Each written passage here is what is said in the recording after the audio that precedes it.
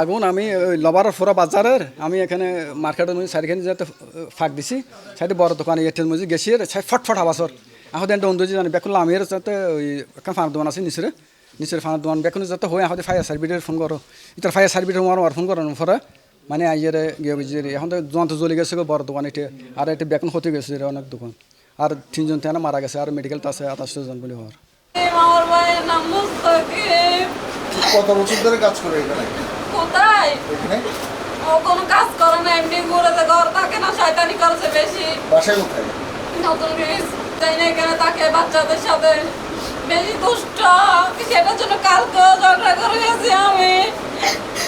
কারো কথা শুনে না, ওর মতো চলে। একটা ছেলে শুধু এই জন্য আমার আম্মু কিছু বলতো না ওকে। না না 19 বছর এখনো বিয়ে করে নাই, বিয়ে করবে কিনা ওটাও জিজ্ঞেস করতেছি না। বাইরে বাইরে তাকে কেন সেটা জিজ্ঞেস করলো, বলে আমি তো ভালো। একটা ছোট্ট একটা ভাড়া তো বানিয়ে ঠেলে ওনার বাসা ছিল ছতলায়, আগুন লাগছে দুতলায়। এখন উনি ওই দম ডুমোর কারণে দম খাচ্ছে বাইরে, আর এখানে শেষ থেকে আগুনের সূত্রপাত হচ্ছে 1:30টার দিকে ব্রাদার্স টেলিকম যেটা আছে ওটা থেকে সূত্রপাত, কিন্তু কী থেকে সূত্রপাত হয়েছে কেউ জানে না, আমরা কেউ জানি না। আমরা ধোঁয়া দেখছি, ধোঁয়া দেখার পর হইচই করে বাসা থেকে, আমাদের বাসা তো উপরে, বাসা থেকে নেমে আসতেছি। একটু পরে আসলে তো আমরাও নেমতে পারতাম না, যেগুলি মারা গেছে ওরকম আমরাও মারা যেতাম। মানে এমন অবস্থা, ধোঁয়ার মধ্যে অন্ধকার হয়ে গেছে চতুর্দিকে। অন্ধকার হয়ে প্রথম ব্রাদার্স টেলিকম থেকে এর পাশাপাশি ওগুলিতে আগুন ছড়াই গেছে। ফায়ার সার্ভিস আসার পর ওই যেগুলিতে ছড়াইছে ওগুলি নিয়ন্ত্রণ রাখতে পারছে, অন্যগুলি বাঁচাইছে, এগুলি বাঁচাতে পারে নাই 5টা। ফায়ার সার্ভিস কিন্তু আধা ঘন্টা পরে চলে আসছে। আধা ঘন্টার মধ্যে যদি ফায়ার সার্ভিস না আসতো কিন্তু অন্য দোকানও বাঁচাতে পারতো না, আরও কম হলো 20-50টা দোকান পুড়ে যেত।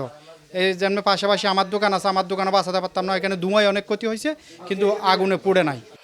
Cinematic display, photography master, performance expert, NextG N9. Reason কমপ্লেক্সে যেই ফ্লোরে আপনার আগুনটা ছড়িয়ে পড়ছিল ওই ফ্লোরে প্রায় 40টা দোকান আছে। অর্থাৎ আপনারা এখন যেই ফ্লোরে দাঁড়ায় আছেন ওখানে প্রায় 40টা দোকান ছিল, মোবাইলের দোকান। ইভেন এই ফ্লোরে আমারও একটা মোবাইলের দোকান আছে। আমি কোনোরকম আল্লাহর রহমতে আগুন যখন একটু কমার দিকে তখন আমি দোকান খুলে আমার মালপত্র, নগদ টাকা সহ কোনোরকম আমি দোকান থেকে বের করতে সক্ষম হয়েছে। রাজউদ্দিন বাজারের মধ্যে ফায়ার সার্ভিস ঢোকার কোনো প্লেস নাই এখানে। সরকারকে বলবো আর সমিতিকে বলবো এটার কোনো একটা রাস্তা করার জন্য, শুধু গাড়ি ঢোকার জন্য ফায়ার সার্ভিসের। এখন যদি একটার জায়গায় আরেকটা বিল্ডিং ধরে কেউ বাঁচাবে না, এখানে সাধ্য নেই, ফায়ার সার্ভিস না, কেউ আসতে পারবে না এখানে, ঢোকার কোনো প্লেস নেই ভাইয়া এখানে। নিয়ম নীতি তো এটা নিয়ম নীতি তো কেউ বলে না, এটা সঠিক নিয়ম। এটা মার্কেট ইয়া করছে, ভবন নির্মাণ করছে, এটা শুধু আমি না সবাই বলবে। কারণ একটা অগ্নি নির্বাপনের জন্য, একটা দুর্ঘটনার জন্য যেটুকু প্রয়োজন সেইটুকু নাই, সরকারিভাবেও নাই, পাবলিকলিভাবেও নাই, সমিতি